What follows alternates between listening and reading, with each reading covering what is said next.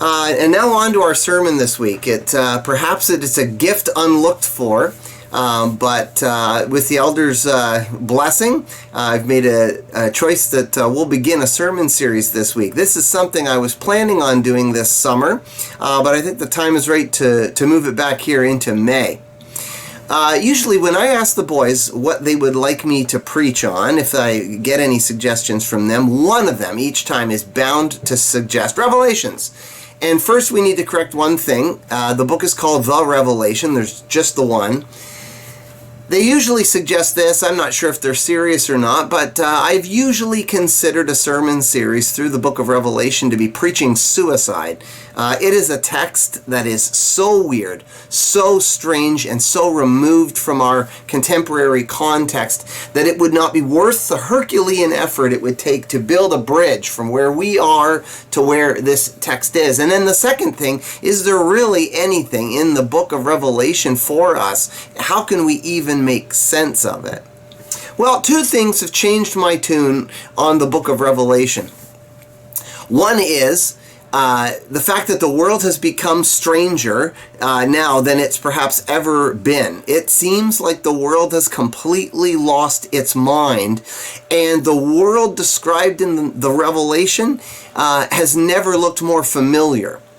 The second thing is, I had an opportunity to read a book written by a guy named Greg Stevenson. He's a professor at Rochester University, formerly Rochester College.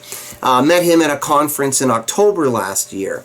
And he did one talk on the book of Revelation, and I was hooked. The Revelation is a book that we need to be hearing from right now. So we're going to begin a sermon series on the book of Revelation that will last from here through the summer. There's only one preacher I've ever heard of that's ever tried to do a sermon series through the book of Revelation, and that was Steve May. When I was a kid at Tintern, I remember him working his way through that book. And so with a little bit of trepidation, I will attempt to do this book justice. One way that I'm going to cover it, though, is after this week's introduction, next week we are going to skip straight to chapter 4, where John goes into the throne room of God, skipping the 7 letters to the 7 churches. And what I'd like to do is do some online Bible studies with those 7 letters. So you'll see, hopefully, a post for one of those. The first of them, the letter to the church in Ephesus, will come up on our YouTube feed later today. So we will have one of those videos available to be watched each week as we work our way through the series. That will allow us to kind of stay in the theme and then also take a look at those letters separately. 2 weeks ago, I saw an article entitled, "Is This the Apocalypse? We Certainly Hope So, and You Should Too." It was written by Catherine Keller and a guy named John Thadamaro. And to understand their premise, you're going to first need to understand a little bit about what the word apocalypse means. Now, when we hear that word, we tend to think of like worldwide destruction, end of the world, a cataclysm, explosions and fires, destruction on a global scale. But that's not what the word apocalypse means, and that's certainly not what John's actually talking about. The word apocalypse is a Greek word, and what it means is to reveal or to unveil, to kind of pull back the curtain and see what's actually going on behind it. And John starts off the Revelation by saying this is the apocalypsis, the apocalypse, the revelation of Jesus Christ. The revelation is an unveiling or an uncovering. It's a look behind the scenes at what's actually happening in the world. Now, the point of this article was that we want to see what God is up to behind the scenes. That's something we actually want. COVID-19 pandemic that we've been living through for the past couple of months has many Christian communities wondering if the apocalypse has actually arrived. Famines, wars, earthquakes, this all sounds just a little bit familiar. But what Keller and Thadamaro says in this article is, yeah, we hope so. Now, these two authors aren't loony fundamentalists that are spoiling for a global crisis or conflict that features mass death in some way to hasten Jesus' return, like Jesus is some prom date who's a little late showing up for her ride. What they're saying is that a global pandemic reveals all sorts of things about us and about what really matters to us and what matters to our communities, our economy, our nation, and the world. That there has already been a tragic loss of life, and we're just in the second inning, folks. We're at the beginning of this pandemic. There is still a long way to go. But maybe this pandemic can help to serve as a wake-up call to our families and to our churches and to our country. It's a wake-up call that's coming to us from the edge of time, from the near edge, the close edge of the future. In John chapter 1, verse 3, John says that this revelation, this apocalypse of Jesus Christ, is a word of prophecy. And there's another word that we're going to need to explain. That John is not predicting our future or his. That John is talking about the future, both ours and his. But you need to understand what this word of prophecy means. Prophecy is a word from the Lord. It's a clarifying message. John is not predicting our current economic crisis or giving you the figurative lottery numbers for the next 6 weeks or the next 6 months or even 6 years. John is, however, delivering a rebuke to the followers of Jesus Christ who find their identity in the power politics of their era. There are thrones, and then there are thrones. But what John says, then there is the Master's throne that stands high and exalted, that's far above all the thrones. John says God uses our little thrones as footstools. And we'll say more about that next week. So let's dive into the text. Now, I've asked some friends if they could help us bring this word to you this morning. And so I've got 4 volunteers that have stepped up and read our text for us this week. Revelation chapter 1, verses 9 through 20.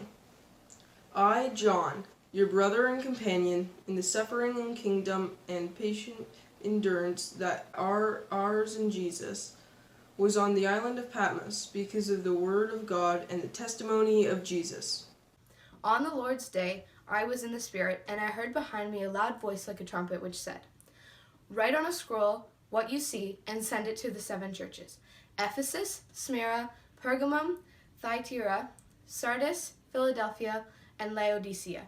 I turned around to see the voice that was speaking to me, and when I turned, I saw 7 golden lampstands, and among the lampstands was someone like a son of man, dressed in a robe reaching down to his feet, with a golden sash around his chest.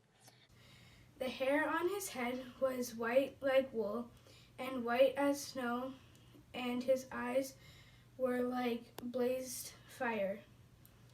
His feet were like bronze glowing in a furnace, and his voice was like the sound of rushing water. In his right hand he held 7 stars, and coming out of his mouth was a sharp, double-edged sword. His face was like the sun, shining in all its brilliance. When I saw him, I fell at his feet as though dead. Then, when he placed his right hand on me and said, "Do not be afraid. I am the first and the last. I am the living one. I was dead, and now look, I am alive forever and ever, and I hold the key of death and Hades." Write therefore what you have seen, what is now, and what will take place here. The mystery of the 7 stars that you see in my right hand, and the 7 gold lampstands in this. The 7 stars are the angels, and the 7 lamps are the 7 churches.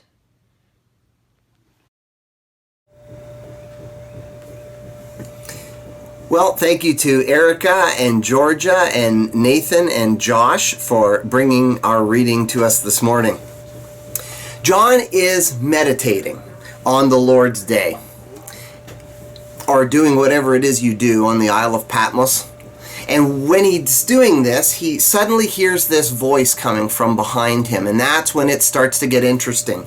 The book of Revelation uses symbolic language and vivid imagery. That's what an apocalypse does. It uses metaphor to make statements and comparisons about the politics and the culture of the first century. But the images and the symbols that are in the text, they're not there to obscure or hide a secret message that somehow you're going to tease out or decode. The symbols are the message. The symbols are the point that John's trying to make. And to take the symbols out of the text is to lose the meaning of it entirely. That's something that we're going to learn as we work our way through the book of Revelation. John's giving us insight into the politics and the culture of the first century, some of which we'll be able to apply even today. But the book has a particular kind of structure. An apocalypse is a genre of literature that features, first of all, a narrative framework. So there's a story that's part of the text. And in that story, a revelation is being mediated by an otherworldly being to a human recipient. So here we have Jesus himself, or sometimes in Revelation there'll be like an angel messenger that's going to be bringing this message to John and explaining what it is that he sees. So in this apocalypse, this messenger reveals a transcendent reality that's been hidden, or it's out of sight all along, but is now finally being revealed, first to the writer and then to us, the reader. Everyday events and objects are now going to be seen in light of this supernatural world. This new perspective, then, it leads us, the reader, to see our present situation in a new way.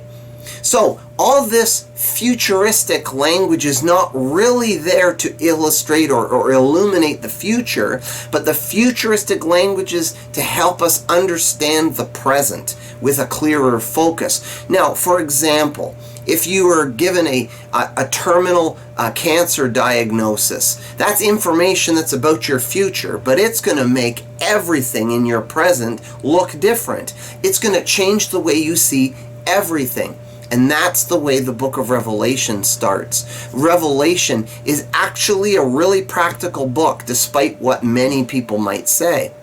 Now, part of the book of Daniel is written in an apocalyptic style, and the gospel writers, Matthew, Mark, and Luke, they each capture Jesus' teaching in an apocalyptic style. It was a fairly popular way for people to write in that day and age. It helps you expand your imagination and see things in your present a little bit differently. To understand it, you need to know a little bit about the imagery that is being used. Now, the first thing that you're going to see in the book of Revelation again and again is the rule of sevens. In biblical literature, 7 is considered to be a number of completeness or wholeness. And sometimes John uses the number 7 to just capture the number 7, the number that's after 6 and before 8. But John frequently uses 7 to capture some additional meaning. 7 usually comes with some additional baggage. We've got numbers like that today. If I were to tell you that while going golf I found a dozen golf balls, you might first wonder why I spend so much time in the bushes looking for golf balls. Well, never mind that. You might then wonder, did I actually find a dozen golf balls, or am I just using the phrase dozen to capture the fact that I found a bunch? I found more than 10.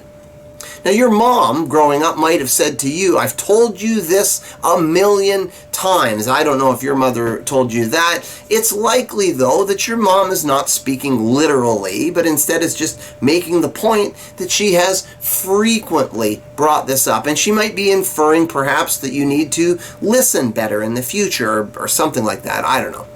7 functions in this semi-symbolic way in the book of Revelation. The meaning, the number 7, it means 7, but usually John's using it to mean the whole number, like the whole group. We see the Lamb of God in Revelation chapter 5, verse 6, described as having 7 horns and 7 eyes. And it's not just being weird. Horns are used to symbolize power and strength. And eyes are used often in biblical literature to capture the idea of wisdom. So what John is saying is the Lamb of God comes with all the power and with all the wisdom. That's where 7 comes in. Later, right here in chapter 1, the Holy Spirit is described as the sevenfold Spirit of God, the whole, complete Spirit of God. There are 7 churches that we're going to read about in Revelation chapter 2 and chapter 3. That just means all the churches. Later in the book, we're going to talk about 7 seals and 7 trumpets and 7 bowls of judgment, and they all function in this symbolic way. There's a sense of completeness in them. And so we'll say more about that as we go. The second image that occurs in our text this morning that's really important is this idea of the Son of Man. John turns around and he sees these 7 golden lampstands that we're going to learn mean the 7 churches, all the churches. And in the midst of these 7 lampstands, in the midst of the 7 churches, we see one who looks like a Son of Man. This is big. Now, this name comes from an important chapter in the book of Daniel, in Daniel chapter 7, verse 9. So we need to understand that Daniel is a prisoner of war. He's been captured out of Judah, and he's been dragged off to Babylon by cruel Nebuchadnezzar, who now he has to serve, this guy who has destroyed his home. And all the while he's working in Babylon, he has this crazy dream while he's there. He sees 4 beasts crawling out of this dark sea. The first one is a lion, but it's got wings. It's a flying lion. And the next one is a bear man. And then the third one is this sort of hydra leopard. And then the fourth one, Daniel says, is just so weird and so scary, he can't even find words to describe it or things to compare it to. Now these beasts leave nothing but destruction behind them. And Daniel is told in his dream that the beasts are symbols of the prideful, destructive ways that sinful empires have ruled the earth one after the other. And this kind of destructive empire has been working through the world ever since the beginning. Adam and Eve, at the very beginning of our story, were meant to steward the world, and they were meant to rule it in God's place. But sin enters the world, and as a result, death becomes part of our reality, and disease. And death and disease and sin infect everything. It also has left this governing role in creation, this steward of creation, as like a job that's never been filled. That throne sits empty. Nobody from the family of Adam, from humanity, has ever been able to rule and to serve in that role, to govern in God's stead. But God promises that there's going to come someday a man born of Adam who will not fall under the dominion of these evil empires and will not fall subject to sin and to death, but instead will take his place as the one who rules with God in partnership. So, back to Daniel's dream. He sees this beast, this 4th monster that's dragged up into the presence of God, and God condemns this beast to destruction. And that's great. But then he sees this man, this Son of Man, a human, who rides on a cloud up into the presence of God and then takes his seat on the throne that's been empty since the beginning of creation. And this Son of Man then rules in partnership with God, just like God had intended to do in the first place. Well, everybody liked to call Jesus Adonai or Lord, teacher, rabbi, all these things. But you know what title Jesus liked the best? The title Jesus uses more than any other title to describe himself was Son of Man.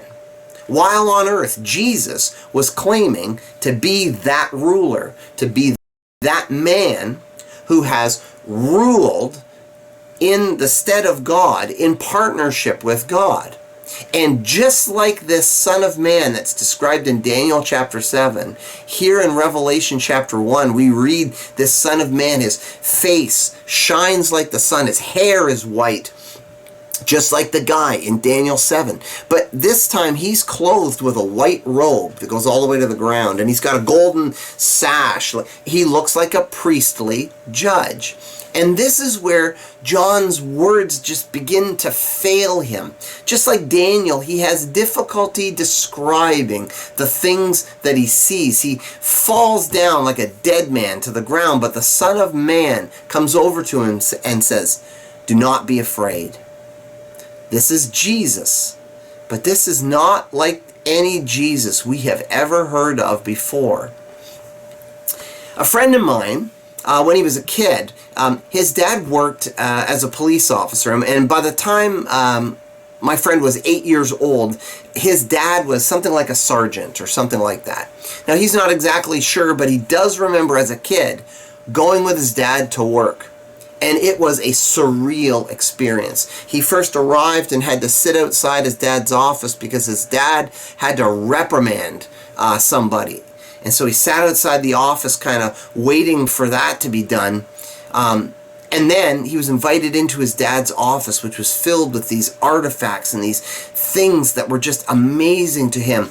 A meeting was called, and then his dad then stood at the head of a circle of officers, and they were hanging on his every word. So you need to understand this, that uniformed police officers to an 8-year-old boy is basically the embodiment of power and authority. And these cops were all surrounding his dad, completely subject to him. He couldn't believe it. Now, this is the same guy that would burp the alphabet or wash the dog dirt off the carpet when somebody stepped in it and then got into the car. This is the guy that cleaned up the toy room when people were going to be coming over to the house. But he was also the man who worked at the police station and told all the cops what they would be doing that day, and they went and did whatever he said. It was like seeing somebody completely different. That's what's happening here in Revelation chapter 1. We have this picture of Jesus, this cuddly, buddy Jesus that holds the baby lambs and pets the baby lambs. We have this picture of Jesus that smiles and heals people. And Jesus is all those things, don't get me wrong. But Jesus is the Son of Man. Jesus is the one that we are going to read about here in Revelation, but it's almost like seeing your dad at work. This is boss mode Jesus. Now, he takes the same title as God. He calls himself the first and the last, the Alpha and the Omega. Alpha is the first letter in the Greek alphabet, and Omega is the last one. Jesus is saying, I'm all that. I'm all these things. I'm everything.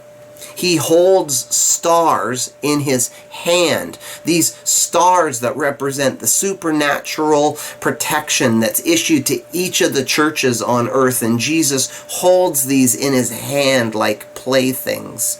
His eyes flash with fire if you're able to even look at his face, which shines like the sun.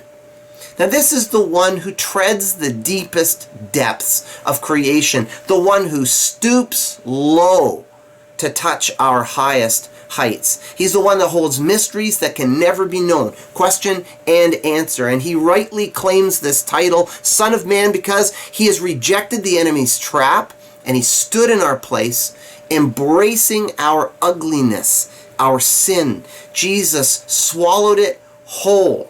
And then he marches into hell like he owns the place, because he does. And he steals the keys. He's now the master of both life and death. The first to rise from death permanently. Paul puts it so that he might be first in all things in Colossians 1:18. He holds first place in every race, in all things. He's the living one who is never going to die. And He secured our release. And He's come back to tell us about it. One gift that John's revelation brings to us is a glimpse of seeing the scale of the story that we're a part of. So this pandemic, as disruptive as it has been and destructive as it has been, can or might only be just a blip on the cosmic scale that we're seeing in Revelation chapter 1. Now that's not to say that our suffering doesn't matter, and it's not to say that Jesus doesn't see us in the very small moment that we live in. Jesus is so big that He's small. Jesus is so great that He is able to meet us each where we are. Jesus has experienced every loss. Jesus has suffered every betrayal, that He knows every despair, that Jesus is not a distant despot that rules with an iron fist. He's the one that's won the victory for us, and He's covered in His own blood. King Jesus speaks a word of comfort here in Revelation chapter 1. His gospel is peace. He is love, and we hear His voice like a thundering waterfall. God is at work in the midst of our brokenness, and God will deliver us through it. Another gift that John gives us here in chapter 1 of the book of Revelation is that our imagination for Jesus is way, way too small. We paint a cozy, small picture of our buddy Jesus. And Jesus condescends to allow us to picture Him this way because of the smallness of our minds. But John turns his head and he is blinded by the glory that is common in the midst of the one in whom all things have been created in heaven and on earth. The Hebrew writer tells us that Jesus holds the universe together by the word of His mouth. And think about it. Every atom of every molecule turns its eye to watch its creator to see if He has spoken the word no more. So we don't take Jesus seriously enough. And through this book, we are going to follow Jesus. We're going to see Jesus at work. We're going to marvel at His power and marvel at the glory that is so graciously held in check. Next week, we're going to look at Revelation chapter 4, when John is invited up into the throne room of God. It's spectacular, and I'm looking forward to sharing that with us next week.